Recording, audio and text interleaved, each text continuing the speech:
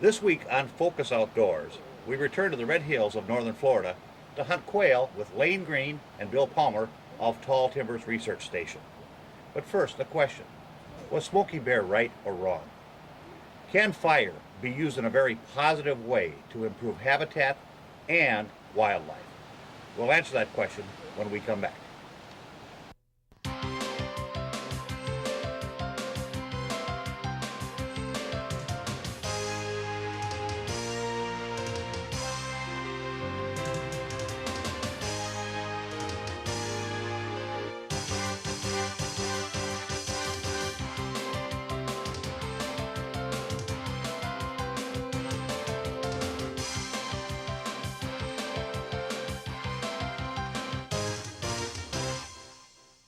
Focus Outdoors is presented by the American Loggers Council. Get the facts.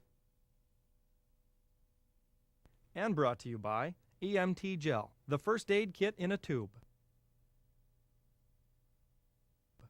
Plano Tackle Company, building your trust with quality.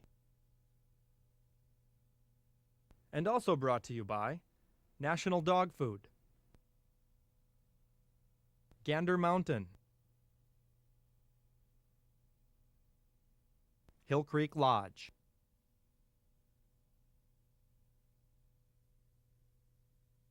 The forest industry has given sportsmen and women throughout North America numerous opportunities to enjoy our forests.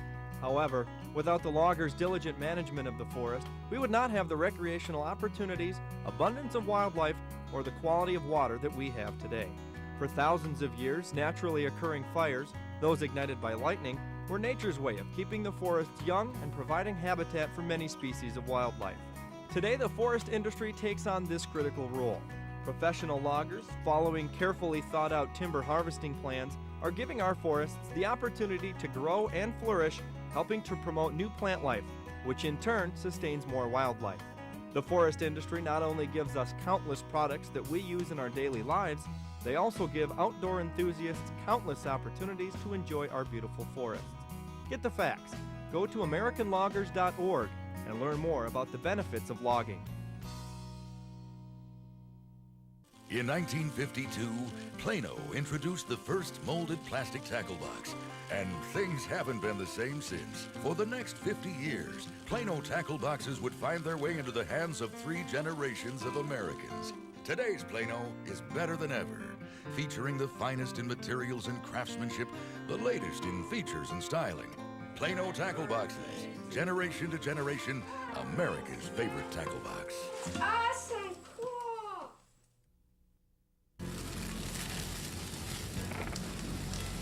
It was scary from day one because the smoke started blowing in here on Tuesday, and we knew the fire was headed this way. It was a fire like I had never seen. I'd never dreamed of a fire like that. Big, boiling black smoke just pouring up in the air. It looked like the whole city could burn. It was very hard to breathe. The smoke was worse than the heaviest fog you can imagine. Everything you have could be gone in just a minute. I wasn't for sure if it would be completely destroyed or not. Wildfire, out of control and dangerous. A wall of flames consuming everything in its path, destroying hundreds of thousands of acres of forest lands in the United States every year. Wildfire is a serious threat to our families, our homes, and our work. But fire isn't. Properly controlled, fire is absolutely essential for wildland management and the health of our forest. Prescribed burning is the periodic use of fire to maintain our southern pine forests and reduce excess underbrush, which could fuel catastrophic wildfire. For hundreds of thousands of years, colossal forests of longleaf pines stretched across 60 million acres from Virginia, south through Florida, and westward into Texas. Prescribed fires is akin to the fires that occurred naturally in these wild lands. Usually ignited by lightning strikes, they were nature's way of keeping our forests and their wild residents healthy. With room for growth and nourishment Wind-driven fires burned freely through the woods every few years. They were relatively mild and swept the forest floor without endangering trees or ground-covering plants. The Native Americans settled this land thousands of years ago, added their own fire. The fires improved hunting and cleared away brush from around their villages. Hundreds of years later, Europeans continued the tradition to improve grazing. Landscapes were so open that the early settlers' mule-drawn wagons could pass with ease through the big woods. Around 1900, when virgin trees were being cut, the government became concerned about widespread burning by cattlemen. People thought fire hampered the regeneration of pineland and that it harmed wildlife. By the 1930s, this policy of preventing and suppressing fire had unforeseen results. During the years when fire had been withheld, plants continued to grow and then died back, leaving flammable vegetation to build up as fuel on the ground. Instead of creeping flames that kept the forest open for countless centuries, the woods began to burn in furious wildfire. The wildfires were difficult to predict and impossible to control.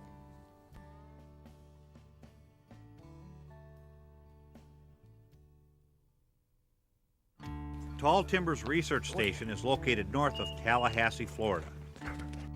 We were invited to go on a quail hunt with Lane Green, Tall Timbers Executive Director, and game bird scientist Dr. Bill Palmer. We were scheduled to go on a 2-day hunt, but as you will see, we had problems with the weather. The best hunting's coming. We're out a little early trying to push these dogs. What's happening is it's dry, windy. Birds that flush berry up under the grass, hard for the dog to pick up. We start a little bit earlier. In about an hour, we'll have 2 hours of primo time. That's what we're waiting for.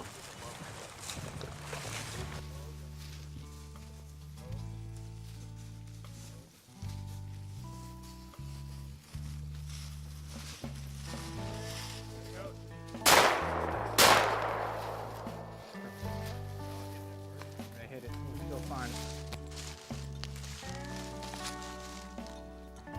Atta boy. Atta boy. Good. Atta boy.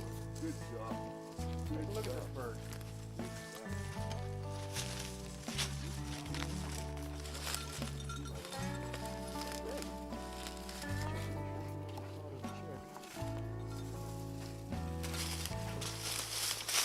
Wild juvenile hen. She would have been born or hatched, sometime between April and September of last year. You can see the white tips in the primary coverts and the more pointed primaries. That's how we know for sure she's what we call a juvenile. And you can look at the wings, not quite as clear vermiculations, they're a little duffier. And that's how we can tell from wings alone most of the time that we're looking at a hen instead of a bob. Beautiful bird. I'll go this side. See what happens.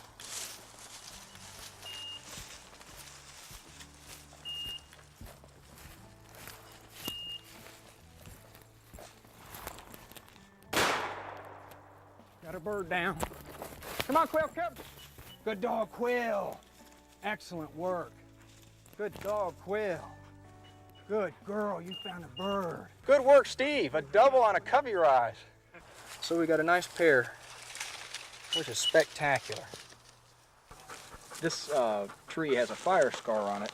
It probably had an injury early on, and the fires that we use to keep the grasslands open and the tree canopy open here scar the tree, and fire will lick up this tree. Eventually fire will kill this tree, but your average pine tree that doesn't have this kind of scar will survive fire real well.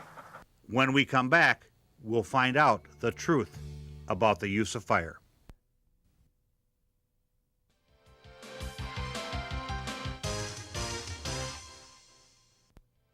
EMT Gel, the first aid kit in a tube, presents this week's Focal Point. The most frequently asked question we get as dog trainers is how to pick a puppy. My point today is that sometimes the most important thing is not picking a puppy within a litter, but picking a proper breeder. Your breeder should know the individual dogs very well. They should also know the performance of the dogs. What we want to look for in the pedigrees of your puppy is performance titles. Performance titles meaning field trial titles, hunt test titles for that individual breed. We want dogs that have those titles because they're going to give you the traits and qualities in the field that you're looking for in a gun dog. Your breeder should also know things about those individual dogs in that pedigree. In that we want to know if those dogs have certain personality tendencies, such as are those dogs active or are they less active? Are they harder to train? Are they easy to train? Do they make good upland dogs or water dogs? If you're looking in the case of some of your retriever breeds, certain lines within your retriever breeds are better upland dogs than they are waterfall dogs because of their activity level. You want a breeder that's going to give you a health guarantee with your puppy and a guarantee that you can understand and that you're comfortable with. Once you've picked your breeder and you get to the actual point of picking your puppy, look for a puppy that you think is going to satisfy you and take that puppy home with you, treat it well, and make it into a wonderful upland or waterfall dog for yourself that's going to preserve game in the field. He's not just your hunting buddy, he's family. If he gets hurt, you want the best canine first aid product on the market, EMT Gel. EMT Gel helps reduce bleeding, pain, itching, even scarring. It promotes rapid healing and protects the wound from infection. In the field, EMT Gel could help save your dog's life. Plus, it's non-toxic and safe for all your large and small animals. Keeps them on hand at home and in the field. EMT Gel, the first aid kit in a tube. We now know the truth about natural fire. It reduces brush and undergrowth and recycles nutrients into the soil, feeding new plant growth and providing wildflower display.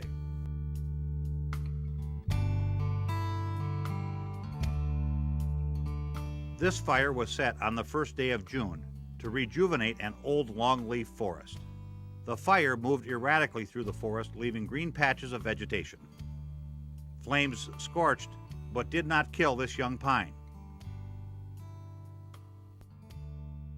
Several hours after this prescribed burning, the woods seemed scarred and barren. But only a week later, the woods were greening up. Birds that lost their nests to the fire are rebuilding. 4 weeks after the fire, the woods again are full of life. And fire in the forest is good for more than trees. Animals as well are accustomed to reoccurring fire in the southern pine woods. Very few animals are ever killed by fire. Insects scurry up trees. Reptiles and amphibians move into holes or wet places for safety. And birds like woodpeckers and bluebirds construct their nests high in a tree, well out of harm's way. A low nest of quail, dove, and sparrows may be lost during the year of a burn. However, the birds themselves fly well ahead of the flames, then return to nest after vegetation blooms. Populations of wild animals continue on, generation after generation. It is important to understand the natural role of fire in maintaining nature's balance. It is essential for the health of plants and trees. It enhances the habitat and food supply of wildlife. It creates a recreational opportunity for all people. It promotes economic opportunity by protecting timber values, and it provides a safe barrier for our homes and families. We must literally fight fire with fire by supporting prescribed burning. It is our best wildfire insurance. We continued our hunt, and it wasn't long, and Quill was on point. Let's see what happened. Girl. Thank you, Quail. Thank you. Good girl. Nice work. Quail hunting, the sport of kings, what a great time.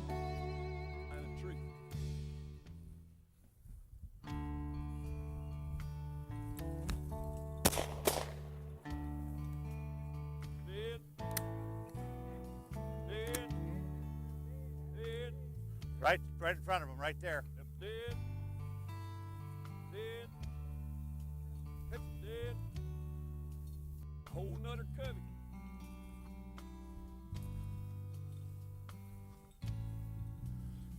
While we were hunting, Bill Palmer took time to educate us on quail habitat. One of the important components of real good quail habitat is patchy, warm season grasses like this broom sedge and bare ground, so the quail, which aren't heavy scratchers, can pick seeds off the ground and insects off the plants and cleanly move through this habitat. And of course we're sitting here as a nice patch of cover, and we just moved 2 coveys right out of this little block. Probably about 20, 30 birds. Because of bobwhite quail, this land is saved. Today, there is more interest in science-based quail management than ever before.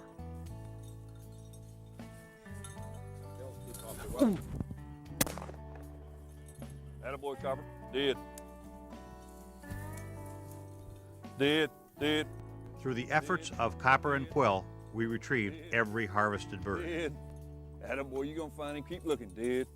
Dead. Attaboy. Attaboy, come. Good boy. Come here. Good boy. That's a good boy. Good boy.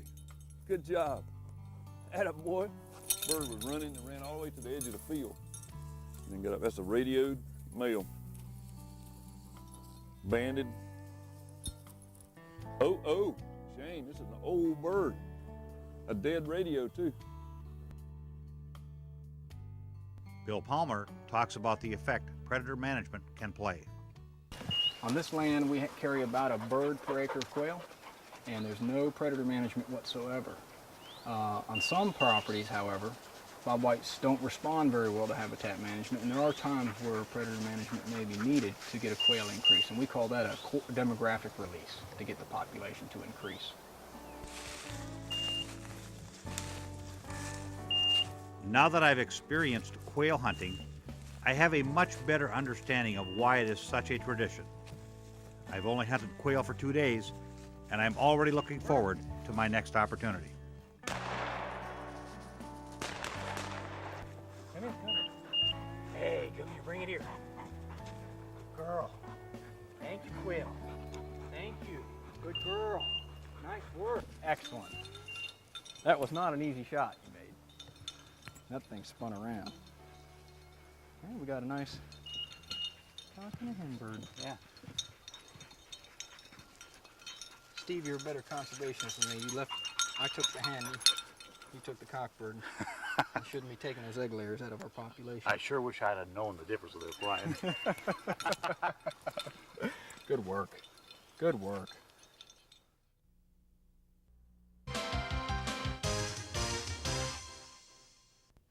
The next day brought heavy rains to the area, and our hunting trip was cut short.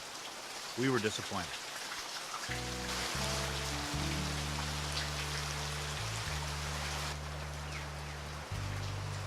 However, as I look back to our hunt with Lane Green and Dr. Bill Palmer, I recalled what a wonderful time we had. As a hunter and a conservationist, I know we will all have brighter days ahead, because organizations like Tall Timbers Research Station continue their research on fire ecology and other related programs. If you are interested in making the future brighter in your area regarding quail and quail habitat, please contact Tall Timbers. They can help.